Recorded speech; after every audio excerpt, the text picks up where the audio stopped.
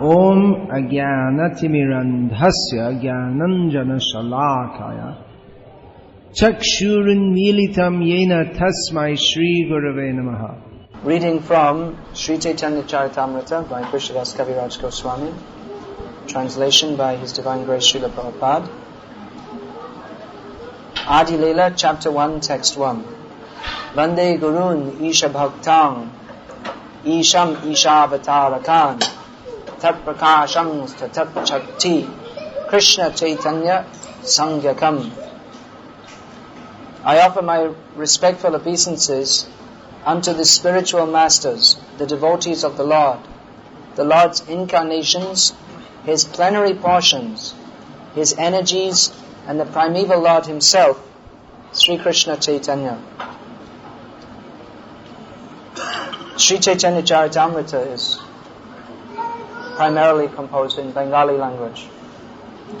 There are many Sanskrit verses also, both original verses such as this one compiled by Krishnadas Kaviraj Goswami, and many, many verses quoted from Srimad Bhagavatam, Bhagavad Gita. This is the first verse, and the first several verses, that means Mangalacharam. The introductory verses are offering obeisances to the Supreme Lord Sri Krishna Chaitanya Mahaprabhu and His devotees. And these first few verses, they form the basis of the next few chapters. In other words, each of the first several verses is explained in a whole chapter afterwards. So this first verse is explained, the rest of the first chapter explains what is the meaning of this verse. Actually, any verse, you can be explained in millions of books, but for the sake of conciseness, one verse may be explained only in one chapter. So this verse begins, Vande Gurun. Krishnadas Kaviraj Goswami, before starting this work, he's offering his obeisances to the Gurus. Before we start any activity, especially activity in Krishna consciousness, we should offer our obeisances to take the blessings of Krishna and His devotees. And taking the blessings of the devotees comes first. Just like we have there's one prayer we generally sing, that's also comes here in this Chaitanya Charitamrita, which offers obeisances to all the devotees, all the Gurus, to Chaitanya Mahaprabhu and all his associates, and to Krishna, Radha Krishna, and all the devotees. That prayer is Vandeham Shri Guru Shriyata Padakamalam Shri Gurun Vaishnavangscha Shri Rupam Sagrajatam Sahagana Raghunatan Vitam Tam Sajivam Sadvaitam Savathutam Parijana Sahitam Krishna Chaitanya Devam Shri Radha Krishna Padan Sahagana Lalita Shri Vishakanvitamscha. So this prayer says that I'm offering my obeisances to my Guru and to all the Gurus, to the 6 Goswamis of Vrindavan, who are the principal associates of Sri Krishna Chaitanya Mahaprabhu, to Chaitanya Mahaprabhu along with his principal devotees, and to Radha Krishna with their principal followers. So all these subjects are described in Chaitanya Charitamrita gradually. But Krishnadas Kaviraj Goswami starts by saying, Vande Gurun. First of all, he offers obeisances to the Gurus. The plural word is here, Gurun. Guru is singular, and here Gurun means to the Gurus. Offering obeisances to the Gurus. Generally, when we offer obeisances, we'll come to the temple, and we'll bow down, and we offer prayers to Krishna. First we'll offer the pranam mantra to our Guru, because the understanding is that we have to approach Krishna through Guru, not directly. So Vande Gurun. We have many Gurus. Everyone has to accept a Guru, initiating Guru, or mantra Guru, one who gives the mantra. But we have many Gurus. We are fortunate. We are not alone. We are progressing towards Krishna, but we take the help of many Gurus. Many Gurus means we have our own initiating Guru, and there may be many Gurus also who are there to help us. Just like in our ISKCON society, at the present time, there are many initiating gurus, and there are many, apart from those who are initiating, there are many experienced devotees who can help us. And there are so many gurus in parampara, just like sometimes people say, well, I would like, if I could have been directly Prabhupada's disciple. But when you become the disciple of Prabhupada's disciple, you also become Prabhupada's disciple. When you take shelter of Srila Prabhupada, you become also the disciple of his guru. Not directly, yes, but you have to receive instructions through the present guru. But there's a great ocean, reservoir of mercy, many gurus to help us. You see, when we come to this Krishna conscious movement, then all the acharyas, they're there to help us. Srila Prabhupada, Bhakti-Siddhanta Saraswati Thakur, Gaur Kishore Das Babaji Maharaj. And if you see the list of gurus at the front of our Bhagavad Gita, you'll see some names are there. But actually there are many, many, many. Not all the names are given there. There are many devotees who have been preaching in different parts of India and now in different parts of the world. But many, many disciples, and their names may not be written there, only the most prominent and well-known, but they're not less. Anyone who is preaching Krishna consciousness is very dear to Krishna. Krishna gives some of his Shakti to those who are preaching Krishna consciousness. He gives Bhakti Shakti, by which others can also be brought to Krishna consciousness. Otherwise, to wake someone up from Maya and bring them to Krishna consciousness is not a very ordinary thing. You see how much we're in illusion.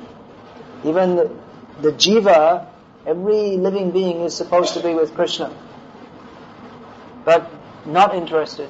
There's so many people, we speak to them about Krishna consciousness, not interested. Or what to speak in other species of life. The same jiva is there in the body of Brahma and the body of a pig. The same quality of jiva. All the jivas, they're eternal servants of Krishna. But in the body of a pig, the jiva who's supposed to be loving Krishna is loving to eat stool. And even if you see there's a worm in stool, they're thinking, this is very nice. If you take the worm out of stool, he'll crawl back and think, what injustice has been done to me. He's enjoying that. So how difficult it is to change people's consciousness, bring them to Krishna consciousness. It's not an ordinary thing. We are praising so many people in this material world for their achievements. Someone climbed up Mount Everest, or someone discovered some scientific formula. But the greatest achievement, which materialistic people cannot understand or appreciate at all, is to bring people to Krishna consciousness. They think it's simply some kind of religious belief. Many times people ask us, what do you believe in? Prabhupada would always say, it's not a question of belief. I always say that if people ask me, what do you believe? Or do you believe in this? Or do you believe in that? I always say, it doesn't matter what I believe.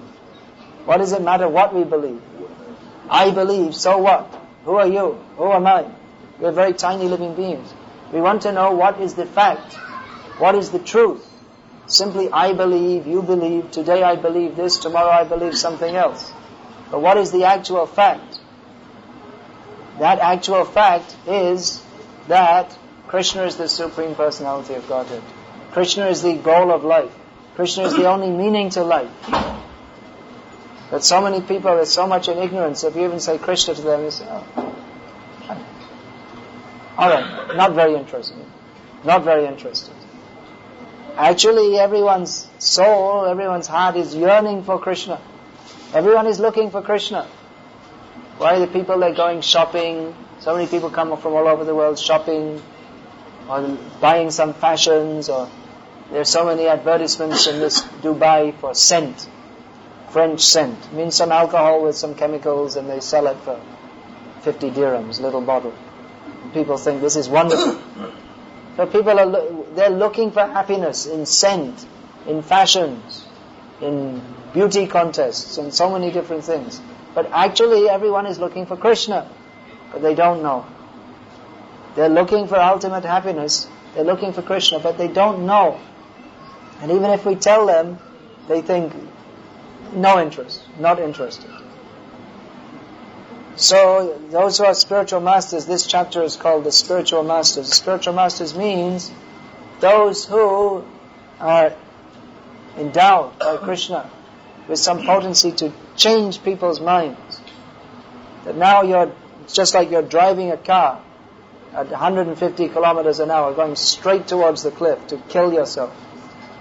You don't even know you're driving. Oh, nice scenery. You don't know that ahead there's a cliff and you're going to fall off and kill yourself. So Guru is someone who wakes you up. Yesterday they were singing in the evening that song, Jeev Jago, Jeev Jago. I told them to stop because actually it's a morning song. Well, the philosophy is good for any time of day, but the tune is for the morning only. So Guru means who has the potency to wake others up. Now some gurus may be very great, very famous. Prabhupada was such an acharya. He went into the Western countries where no one had gone before to preach the message of Krishna. And no one was even thinking of doing that. No one even thought it was possible. Nowadays we find many people in India who claim that actually I advised your guru to go to the West. It was my idea to send him. All nonsense. Prabhupada, no one encouraged him. Everyone discouraged. At the best, just like Sumati Maharaji, she said, all right, I'll give you a ticket. And I'll give you a return ticket also. And others were saying, why are you going for sightseeing? You should just stay in Vrindavan. No one encouraged him. Who encouraged? Only his guru. Actually, the first time that Prabhupada met Bhaktisiddhanta Saraswati is very interesting because we understand that Bhaktisiddhanta Saraswati Thakur is the guru of Prabhupada and a very powerful acharya. I mean, if you think Prabhupada's writings are strong, I mean, they're not that they're compromised, but they're somewhat softer than his own guru's speeches and writings. Bhaktisiddhanta Saraswati Thakur is known as the lion guru because he used to pounce on any wrong ideas and rip them to pieces. So he first met his guru at that. Now you see, Bhaktisiddhanta Saraswati Thakur is Nitya Siddha Parshad. He's an eternally liberated associate of the Supreme Lord. He's identified as Nayan Mani Manjari. That means that among the gopis there are some. Anyway, that's a very esoteric subject. And we can understand Bhaktisiddhanta Saraswati Thakur by his preaching. So he's an eternally liberated associate of Chaitanya Mahaprabhu and Krishna. And Prabhupada also, definitely, there's no doubt about it, is an eternally liberated associate. Now, it appears that Prabhupada, he went through his family life and he appeared to be just like an ordinary householder. Ordinary, not ordinary, he was a devotee. From his very birth, he was born in a Vaishnava family. Born in a Vaishnava family, his father was, his main business was puja. He had a cloth business. He did for a few hours every day, and most of the day and night he was worshipping Krishna. And he would call so many sadhus to his home every day and said, you please bless that my son will be devotee of Radharani. And his father arranged that he could learn to play mridanga. And his mother said, what is the use? He's playing mridanga. We want him to be a lawyer. But his father said, no, we want to send him to England to be a lawyer. His father said, no, I don't want him going there and getting spoiled. Let him stay here. So he's born in a Vaishnava family, but at a young age he was married, family responsibilities, business, all these things. So from the external point of view, he didn't seem to be a very powerful acharya. But from his later activities we can understand, no ordinary person can do what he did. Actually, sometimes some of Prabhupada's godbrothers, you see all of Prabhupada's godbrothers, they all they were told, you have to preach this Krishna consciousness everywhere. Even Chaitanya Mahaprabhu said, he compared himself that I am like a gardener, and I am making this tree of love of God, and there are many fruits of love of God. But I'm only one person, how many fruits can I distribute? We have to distribute to all the people of the world. They're all suffering, they're hungry, and they're not getting love of God.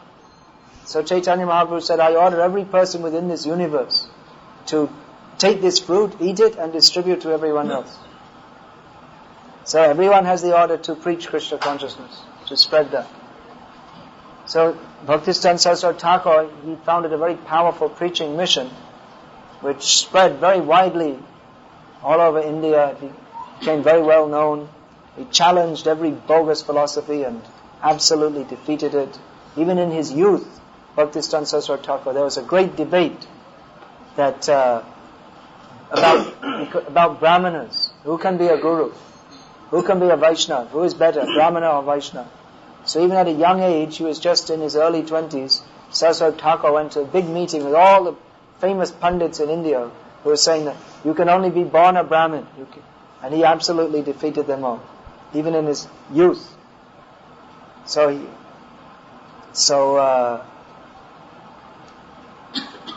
Bhaktisiddhanta Saraswati Thakur from his very childhood, he showed he was Nitya Siddha Parshan. But Prabhupada appeared to be somewhat different. But then later what he did,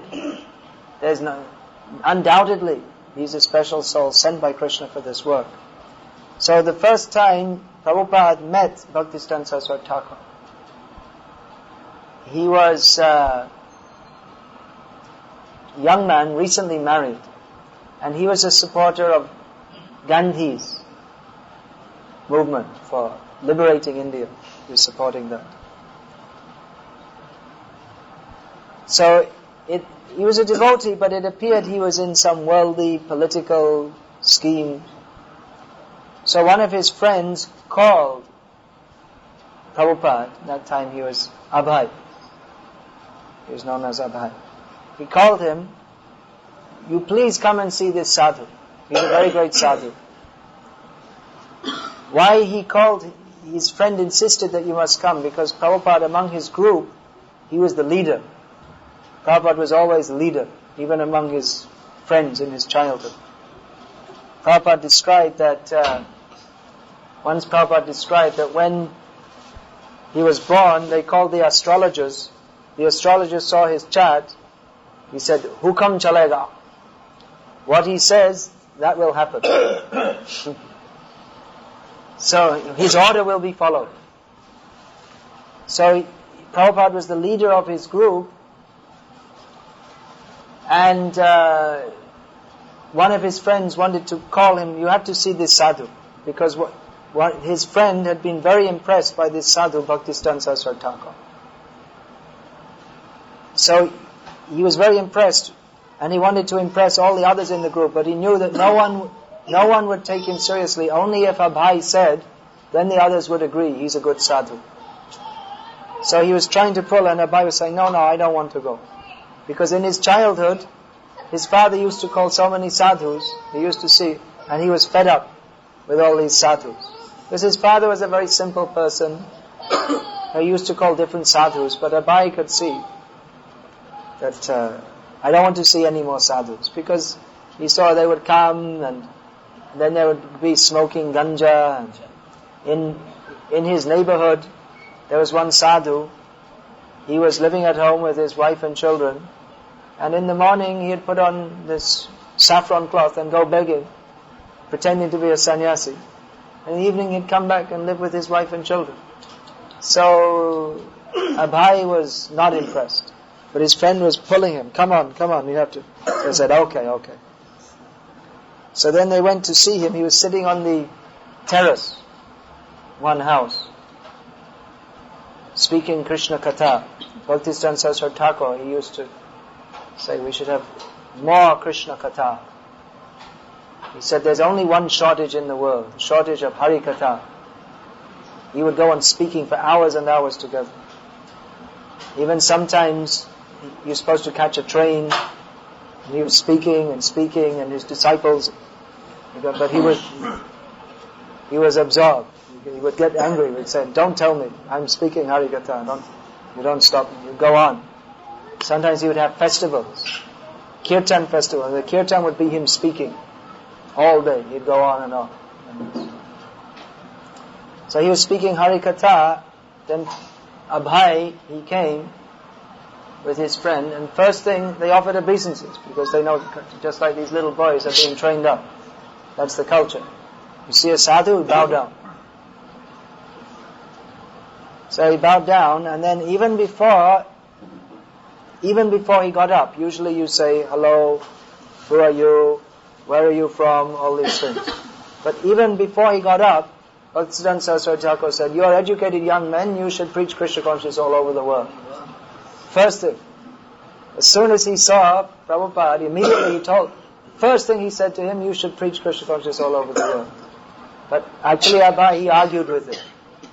Because he was a follower of Gandhi. He said, what will this do? What value will it do? We are a dependent state. Who will listen to our message?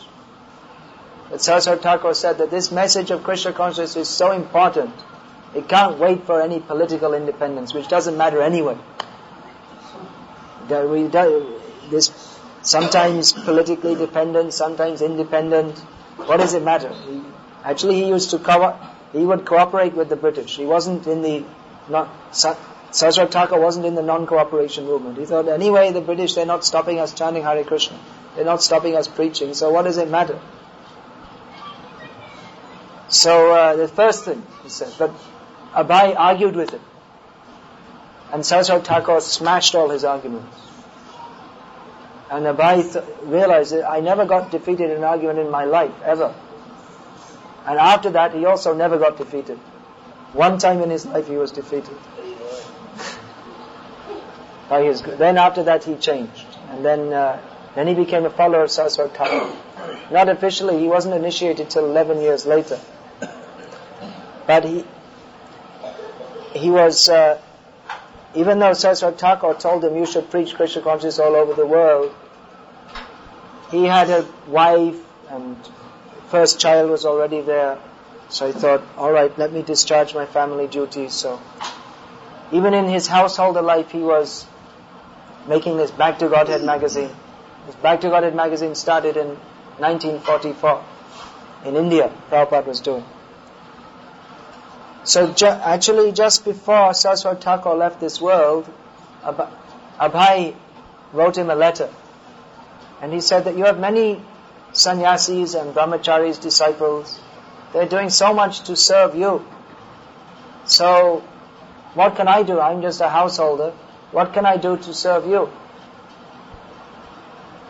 Later on, Prabhupada told that I only asked one question ever to my Guru, that how can I serve you? He used to listen. Saraswati Thakur noticed that whenever Abhay used to come, he would listen very nicely.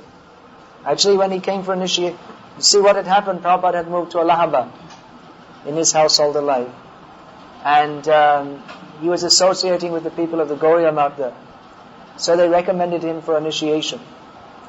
So before that, Abhay had gone to join the Brajamandal Parikrama, which had been organized by Saraswati Thakur, visiting all the holy places of Vrindavan, Mathura.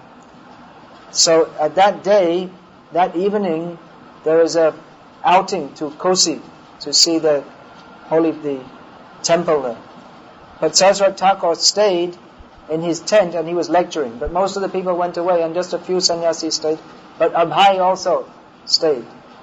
And Saraswati Thakur, as usual, went on speaking for about 3 hours.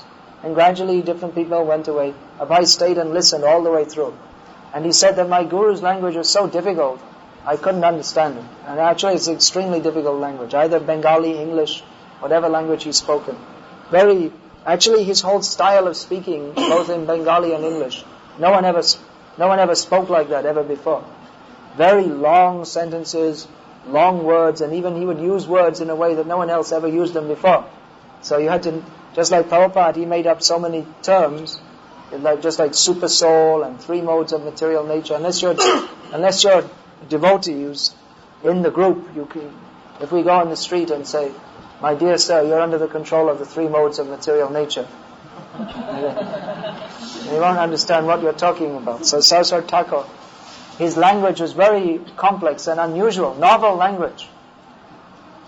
But Prabhupada sat and listened So when he was, they brought him forward, Saraswati Thakur came to Allahabad, and they brought him forward and said, this is Abhay Babu, he's helping very much with our activities, and he'd also like to be initiated. And Saraswati Thakur said, yes, I recognize him, he listens very well.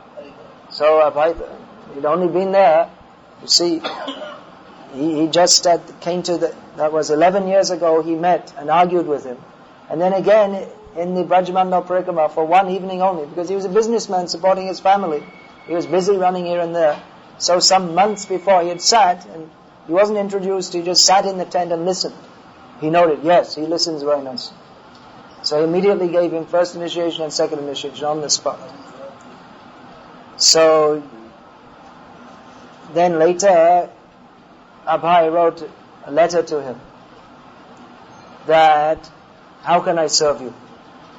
So he got a reply that you are quite competent in the English language, because there are so many stories, because he'd written some article, some essay glorifying his guru and some poems, and Saraswati Thakur had appreciated that very much. So he said, you are competent in the English language, you should preach through the medium of English language. That will be a benefit to you and for others. So I recognized that when I first met my guru, he told, you preach in English all over the world. And again, the same thing. So then he knew, it's very clear what I have to do.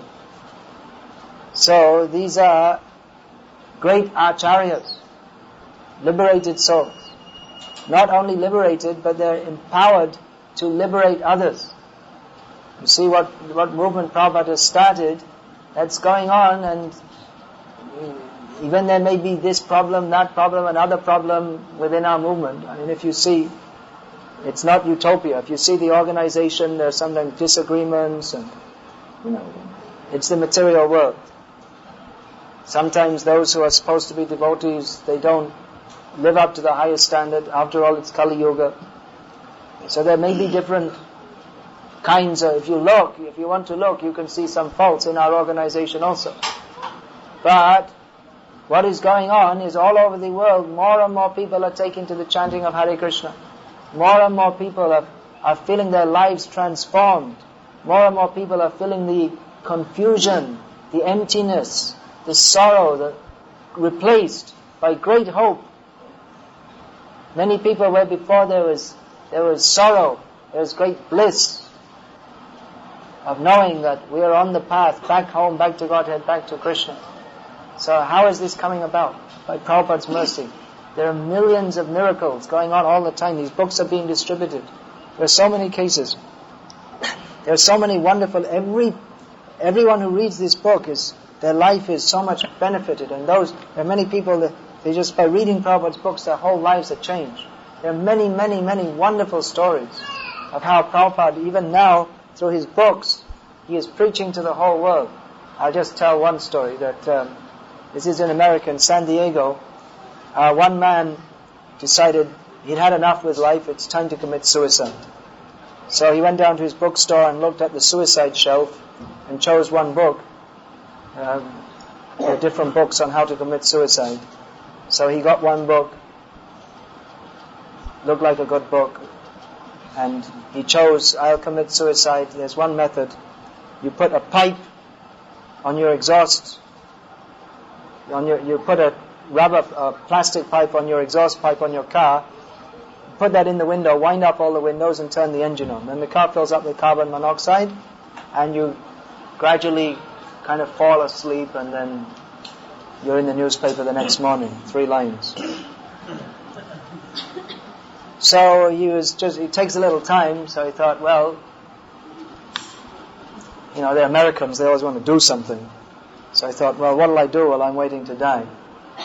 So he looked in the glove compartment, anything to read, and he pulled out some book, and it was one book called On the Way to Krishna. I thought, okay, let's have a look at this. He read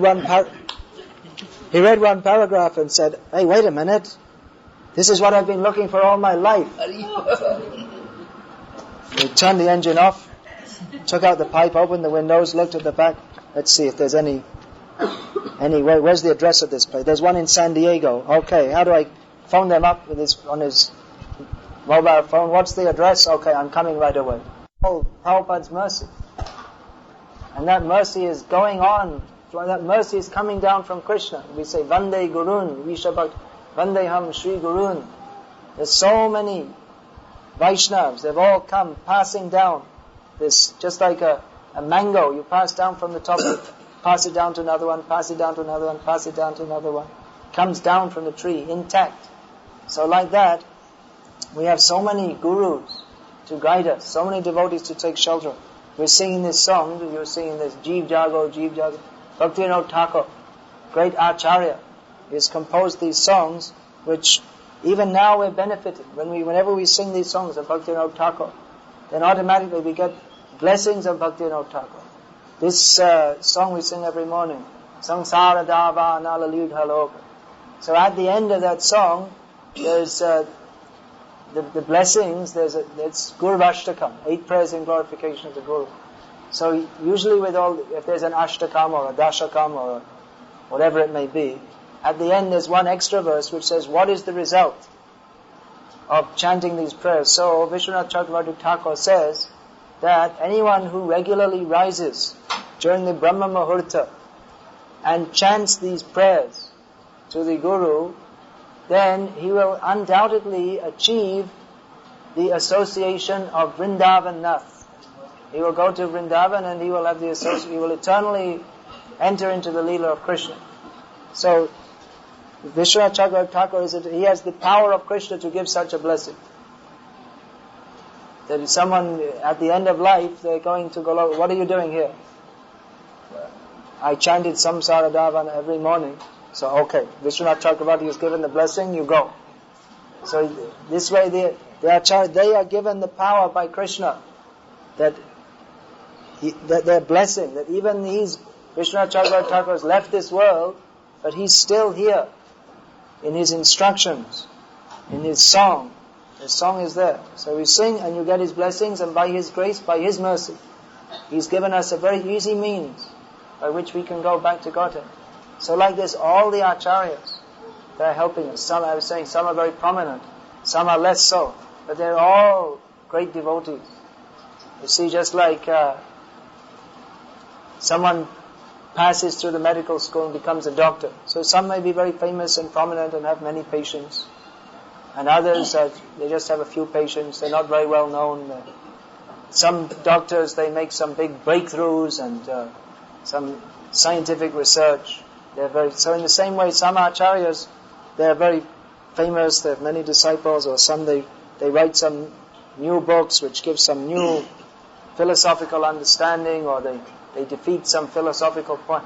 They become very prominent as preachers. And others, they may be just sitting in their village and preaching to a few people, but they're all glorious. They're all dear to Krishna. When I was traveling in Bangladesh, we came across some people. What had happened?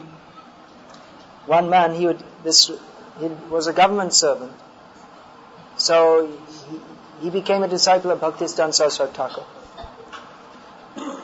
Then he retired in his old age, and he was sitting at home chanting Hare Krishna, Krishna Krishna, Hare Hare, Hare Ram, Ram Ram, Hare Hare. And one family in the village, their children became attracted. What is this sadhu? Who is this person? They became attracted to see. What is he doing? So they used to visit him every day, and he would speak something. Actually, it's a fishing village. All the people there are fishermen by caste. So he preached to them, and eventually they started chanting also Hare Krishna. That 3 brothers and 1 sister, they all took initiation from him. So he had 4 disciples. So these actually they also the 3 brothers got government service, which in Bangladesh, if you get government service, you don't want to give it up, because there's not much opportunity for economic development. But the eldest brother kept on his government service, and 2 of them gave it up just to preach Krishna consciousness.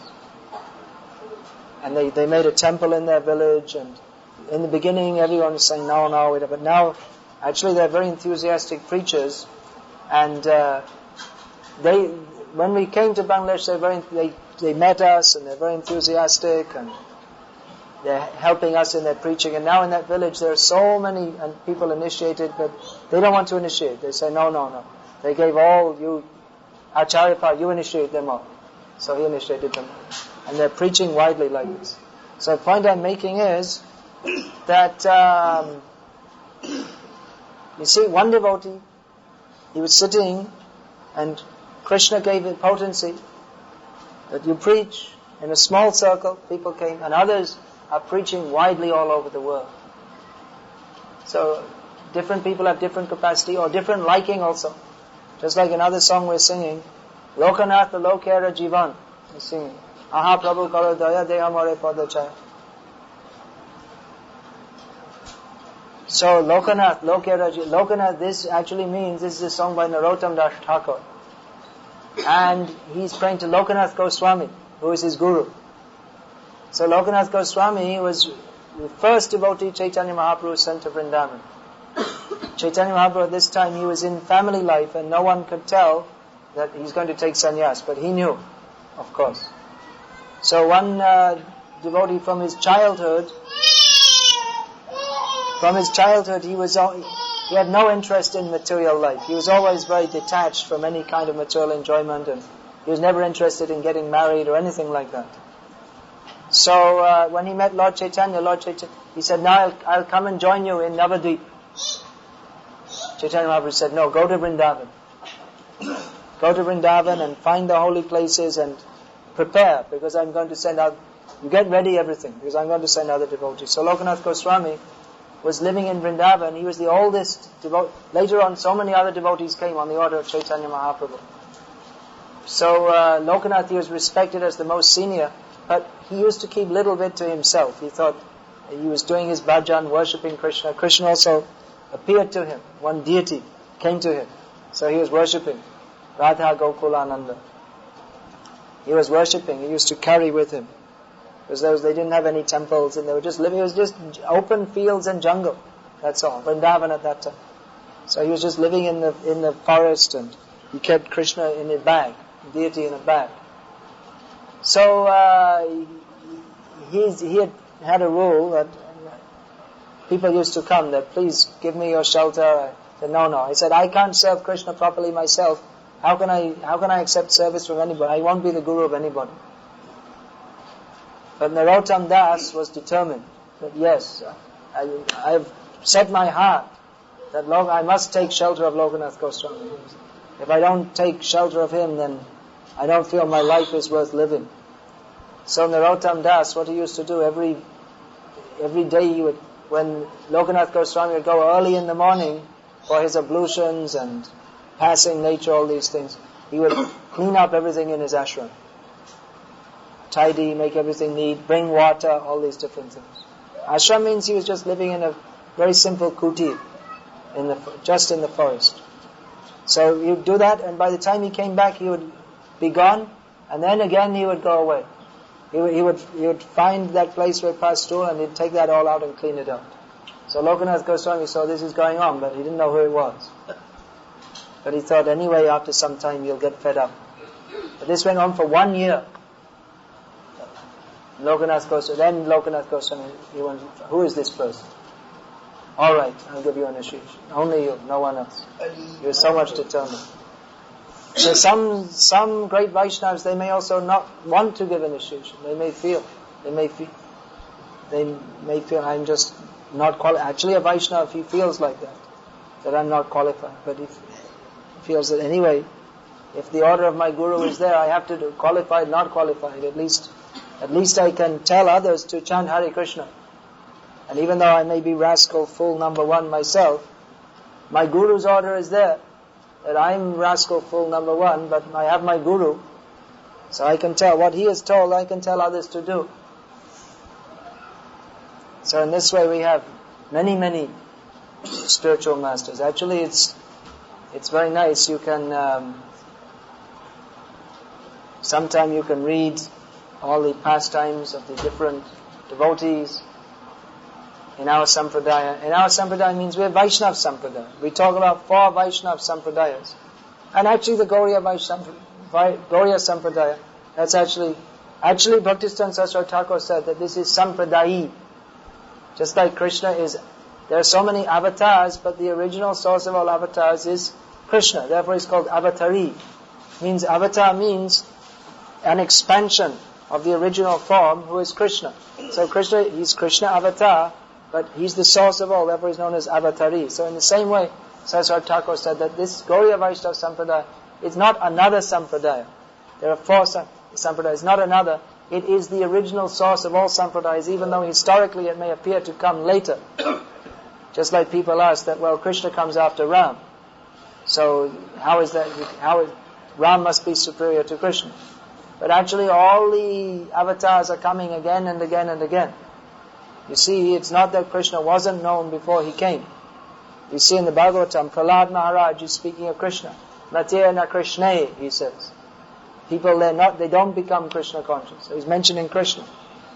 So Krishna is eternally existent. He wasn't that, just like we were singing, Nakalu Gopika Nandano Bhavan Akhila Dehinam Antaratmadrik. You are not just the son of Yashoda, but you are the Supreme Lord in everyone's heart. Krishna is eternally existent. So in the same way, this Gauriya Vaishnava Sampradaya, it's not, you see these foolish scholars, they say that, well, this Chaitanya Sampradaya was a result of the social conditions in Bengal at that time, because of the intense pressure, social pressure from the Muslims on one side and the caste Brahmins on the other. Therefore, Chaitanya came and said that he saved Hinduism in Bengal by preaching that everyone is all the same if they chant Hare Krishna. So, from the external point of view, it may seem like that. But actually the fact is that Krishna is eternal, Chaitanya Mahaprabhu is eternal. And the Gauriya Vaishnava Sampradaya, that is the origin or the essence of all Sampradayas. Whatever is taught in other Sampradayas is the fulfillment is there in the understanding of Radha Krishna given by Chaitanya Mahaprabhu. The Saraswati Thakur, he was asked about this once. He said that all the Vaishnava Sampradayas, they're very nice. Just like Rasgullas are very nice. So they're all very sweet. But he said the Gauriya Vaishnava Sampradaya is like Rasgulla with extra vitamins. That's all. So this is the origin. But otherwise, we say 4 Sampradayas, but actually there's one Sampradaya. In essence, there's one Sampradaya, which means Vaishnava Sampradaya. It means all Vaishnavas, they all accept Krishna as Supreme. And others may say that we accept Narayan as Supreme. So that's very good. We don't argue with you. That's your bhav. That's your feeling. Or someone, they're worshipping Ram Avatar. That Hanuman, he says, Srinathe, Janakinathe, Abeda Paramatmani.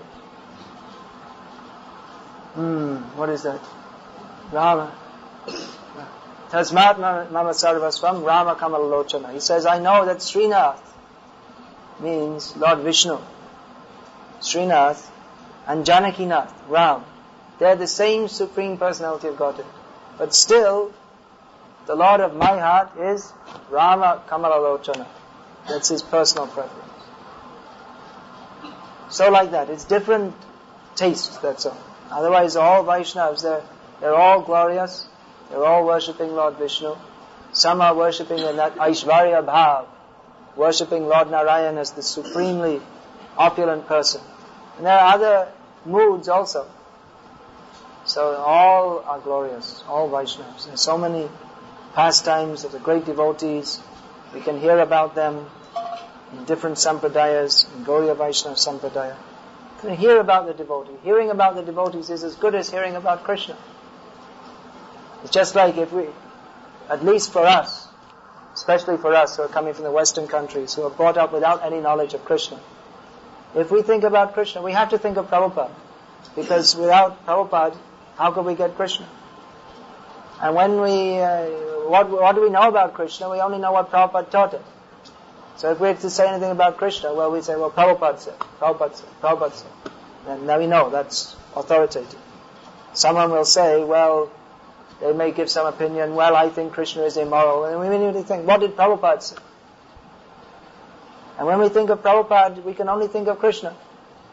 Because Prabhupada, what is there to think about Prabhupada? Is that he was always talking about, glorifying, singing about, preaching about Krishna. So when you think of Krishna, you think of Prabhupada, and when you think of Prabhupada, you think of Krishna. So glorifying the devotee immediately makes you think of Krishna. And if you glorify the devotees, actually Krishna becomes even more pleased. Krishna Kirtan, that is the goal of life, simply to glorify Krishna. But Krishna becomes even more pleased when we glorify his devotees. So that's one secret. Glorify the devotees. Krishna becomes very, very pleased. So we glorify the great devotees, but we can also, great devotees means, in our vision, if we can see all devotees are great. Anyone who's surrendering to Krishna, even someone may be neophyte devotee. They may have this material attachment or this bad habit, but anyone who comes to Krishna is glorious. We should see that. Sometimes we complain, oh, this devotee this, that devotee that. But devotee, not Rakshasa, devotees. They may this, that, but they're chanting Hare Krishna. One time, what happened, two of Prabhupada's disciples in India, they were quarreling with each other. So one Indian gentleman came and said, see, your disciples are quarreling. What is this? Prabhupada said, you're surprised they're fighting? I'm surprised they're chanting Hare Krishna. See, anyway they would be quarreling. They're not quarreling all the time. When they stop quarreling, they go in the temple together and chant Hare Krishna. So that's their bad nature. They're brought up like that. So nature takes a little time to go away. But in the meantime, it's time for okay, we'll fight later. Let's go and chant Hare Krishna. Actually, the Vaishnavas shouldn't quarrel. They should massage each other's lotus feet. What is how devotees should relate with each other? What does Rupa Goswami say? Say it.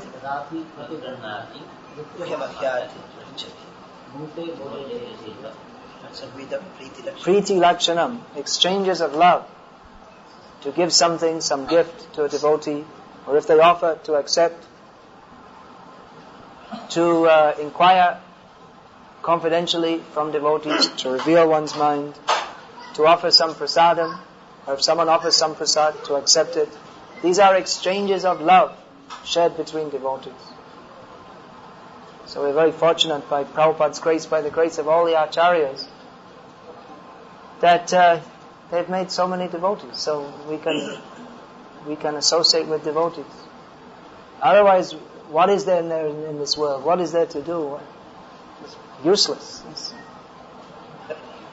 What's the best thing you could possibly doing with yourself?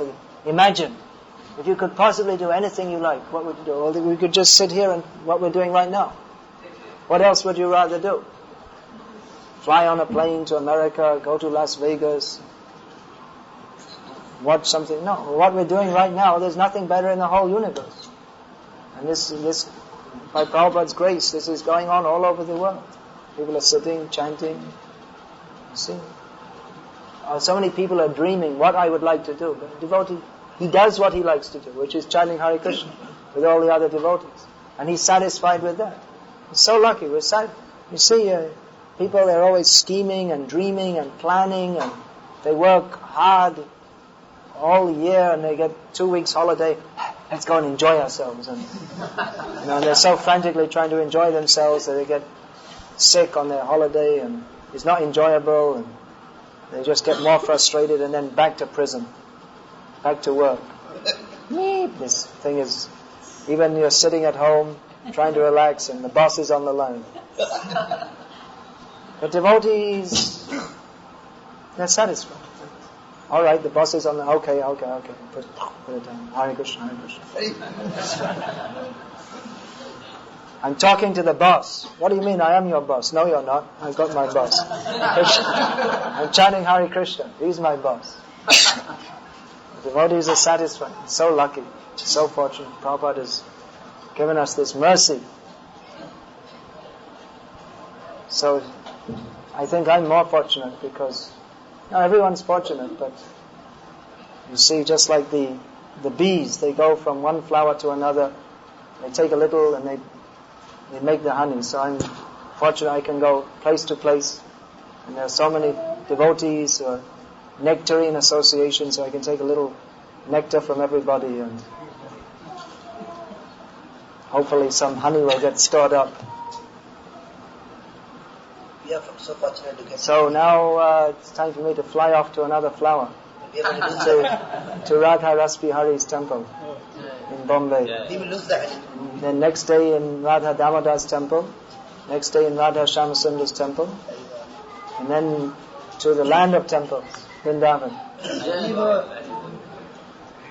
So when we can get the honey? Now usually I give sauce, not honey. I thought at least once I should give some honey. Hot, spicy.